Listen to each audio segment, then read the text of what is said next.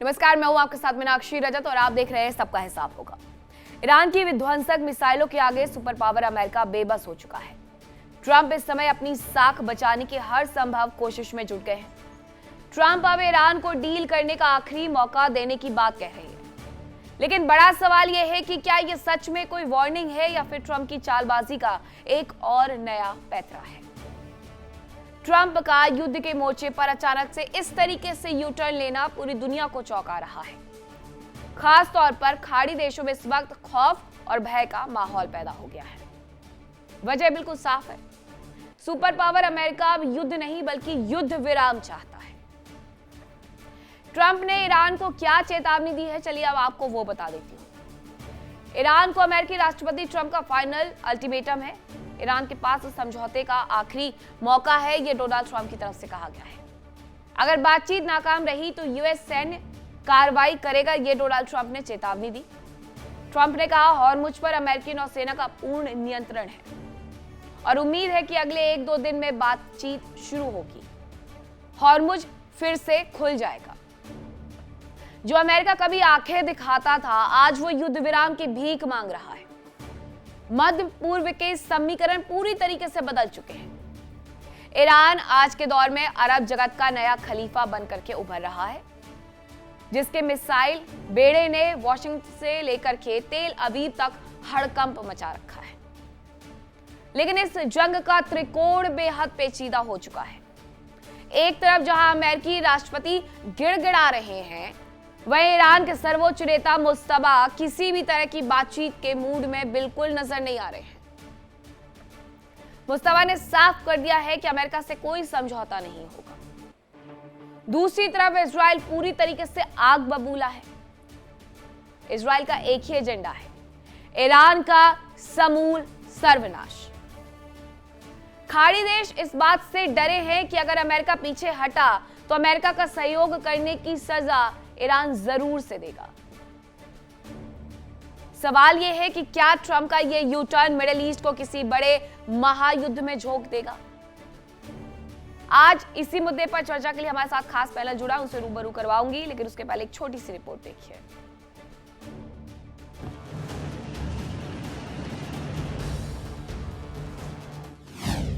Iran को अंतिम मौका, ट्रंप की वार्निंग या धोखा।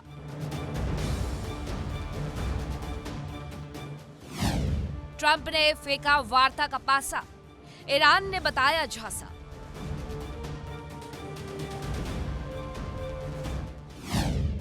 युद्ध पर ट्रंप का यू टर्न तय, खाड़ी देशों को ईरान का भय।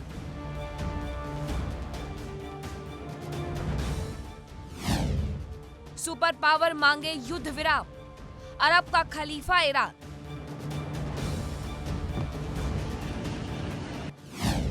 बातचीत को ट्रंप गिड़गिड़ाए, ईरान ने बम बरसाए।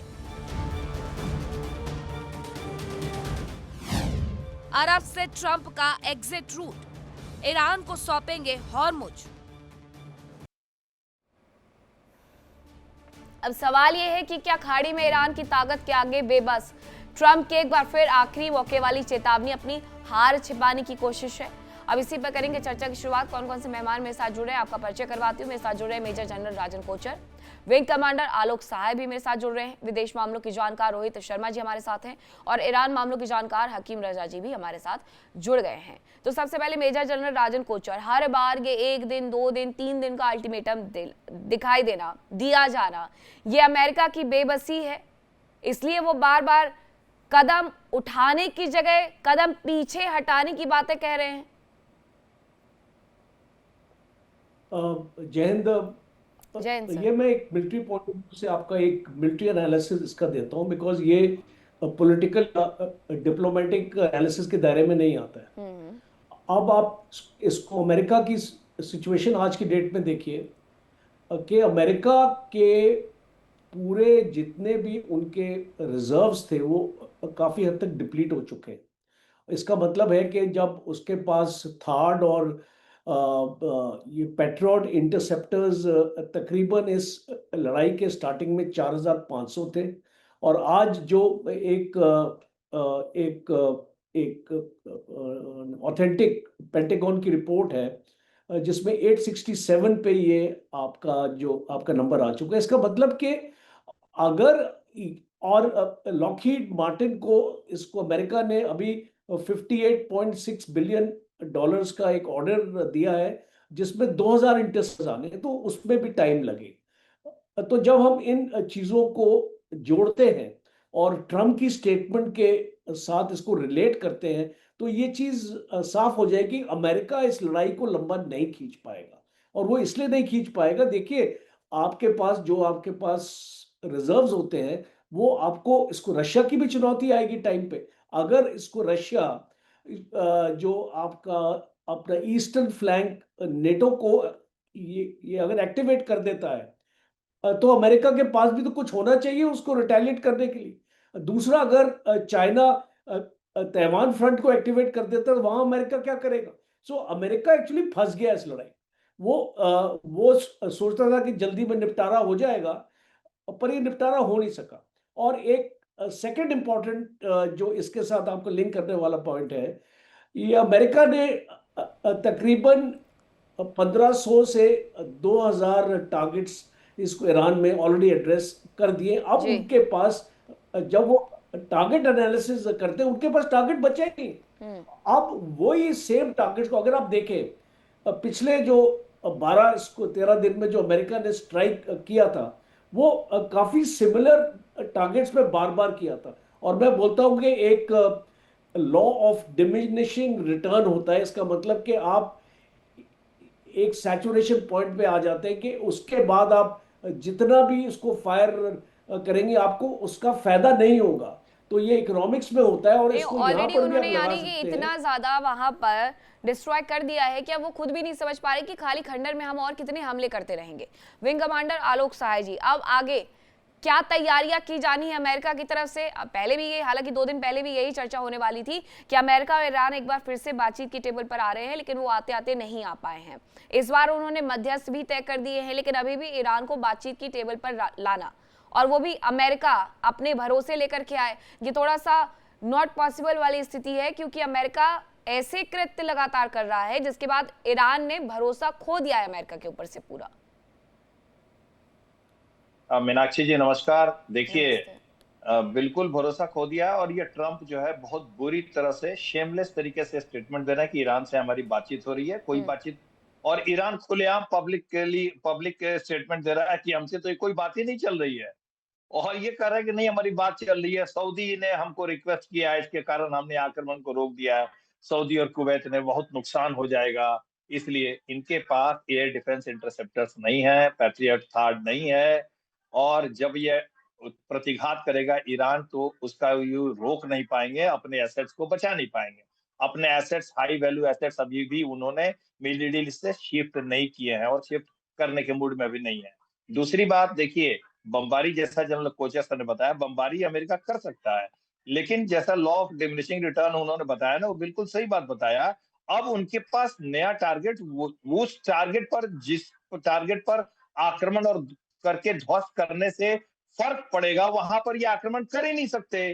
वो जो है वो 500 फीट से लेकर के 1000-2000 फीट नीचे तक अंडरग्राउंड है, वहां बंकर बस्टर बम आपके काम नहीं कर रहे हैं। GBU 57 का मैंने बताया 60 मीटर कंक्रीट को ब्रेक करता है, और जहां पर रॉकी माउंटेन्स है, वो 60 मीटर से भी वहां कम नीचे शायद जा पाएगा, वो ग्रेनाइट की पहाड़ियां हैं।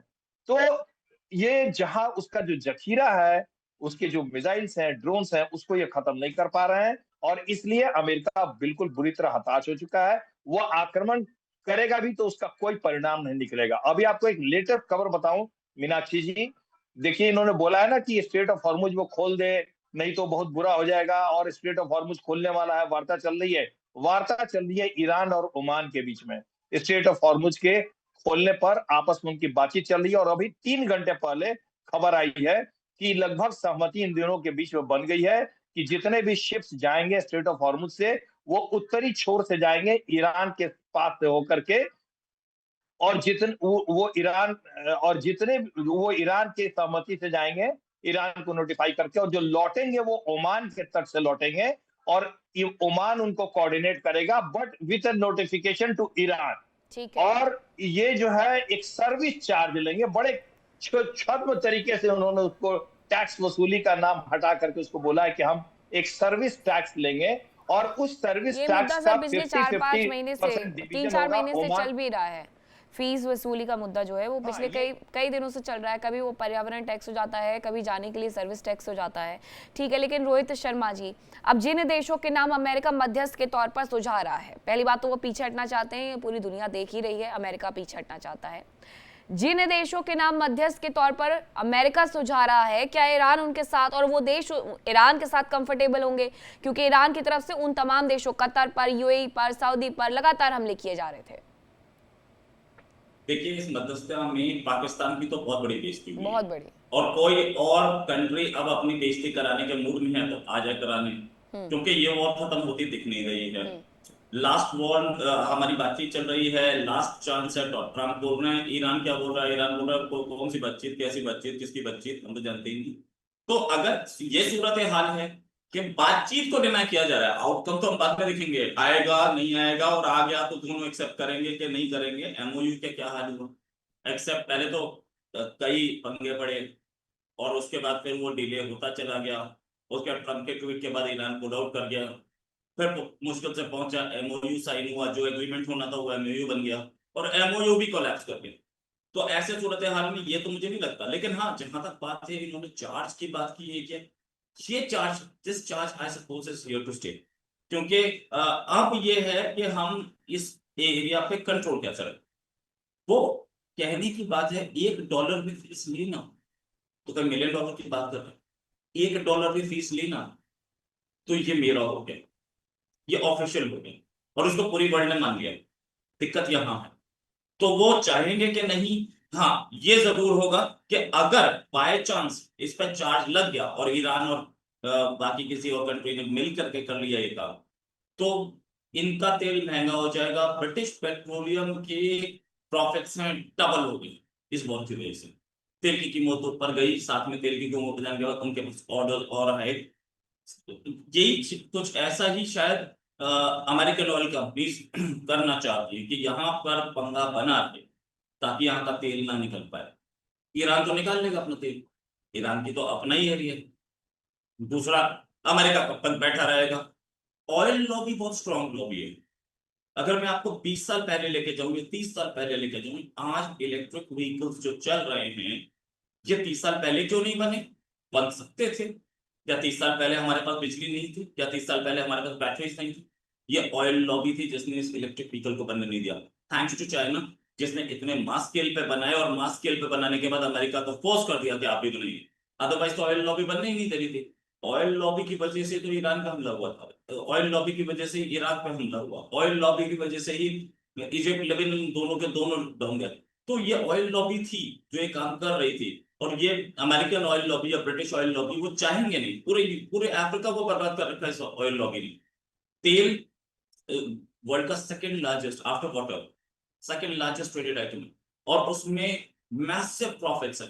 और मैसिव प्रॉफिट्स मतलब जब भी कभी ट्रम्प की जो गवर्नमेंट रही है इसकी हिस्ट्री देख लीजिए, ट्रम्प की गवर्नमेंट, ट्रम्प की पार्टी की हिस्ट्री देख लीजिए।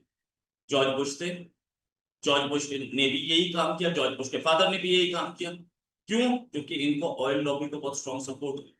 तो ये स्ट्रेट्स ऑफ हार्मोज का इशू सॉल्व होने नहीं दिया जाएगा। ऑयल लॉबी का प्रेशर, इलेक्शंस का प्रेशर, वो चाहते हैं कि ये सॉल्व हो जाए। प्रेसिडेंसी जो अमेरिका की है, राष्ट्रपति पद, उसकी गरिमा गिरती जा रही है, और इस समय सूरत हाल ये है कि इलेक्शन होने दीजिए। First Tuesday of November election होता है हर बार, तो फर्स्ट ट्यूसडे बहुत दूर नहीं है, रिजल्ट सामने आ जाएंगे। ट्रम्प की प्रेसिडेंसी कोलैप्स करती दिख रही है। ट्रम्प हो सकता है ट्रम्प का इम्पीचमेंट भी हो जाए। ट्रम्प को ये बात समझ में आ रही है, ट्रम्प के एडवाइजर्स को समझ में आ रही है, लेकिन ट्रम्प कुछ इस तरीके के डिक्टेटर है, जो आदमी उन्हें सही बात बताता है उसे फाइट कर देते हैं, उसे निकाल देते हैं। तुलसी गैबार्ड भी गायब हुई, और हमने 10 देखे, आर्मी ने भी एयरफोर्स, तीनों। हाँ। एक कंट्री है जिसने दूसरे कंट्री पे अटैक किया है, उस कंट्री पे बहुत नुकसान है, उसके बाद भी आर्मी ने भी एयरफोर्स, तीनों गायब हो। बिल्कुल, उस कंट्री का आखिरकार लेकिन स्टैंड क्या है? ईरान का स्टैंड क्या है हकीम रजा जी बातचीत करने के मामले में? बातचीत करना चाहता है ईरान, या फिर इसी तरीके से युद्ध में ही रहना चाहता है? नमस्कार जी। जी देखिए, ईरान में पहले जो जितने बातचीत करना चाहता था कर लिए। अभी अवाम किसी हालत में भी राजी नहीं है बातचीत पे, और कोई भरोसा ही नहीं है। आपने देख लिया, कई बार बातचीत हुई, उसी टाइम पे धोखा दे रहा था। तो आपके पैनलिस्ट ने अच्छी तरह समझाए, military point of view, economic point of view, सब चीज अच्छी तरह समझाए हैं। मैं अलग तरीके में लेके जाना चाह रहा हूँ, क्योंकि यहाँ पर जो जिस हिसाब से ट्रंप साहब ने जंग के लिए आए थे, उनका जो मकसद, कोई भी जंग के लिए एक मकसद होता है। मकसद क्या था? Regime change. वो तो अभी बोलने लगे कि पब्लिक उनके साथ है, अब रिजिम चेंज छोड़ दिया। अभी बोल रहे हैं कि सिविलियन को सबको मार दूंगा, ब्रिजेस को मार दूंगा, पावर को मार दूंगा, सब कुछ कर दूंगा। ये सब चीजें हैं ना, दादागिरी, गुंडाइज्म, जो सिविलाइजेशन को खत्म कर दूंगा, ये सब चीजें चलने वाले नहीं हैं। देखिए इंडिया डेली 24/7 अब आपके स्मार्ट टीवी पर। इंडिया डेली मौजूद है सभी डिजिटल प्लेटफॉर्म पर लाइव और लगातार। इंडिया डेली 24/7 हर दिन राष्ट्र को समर्पित।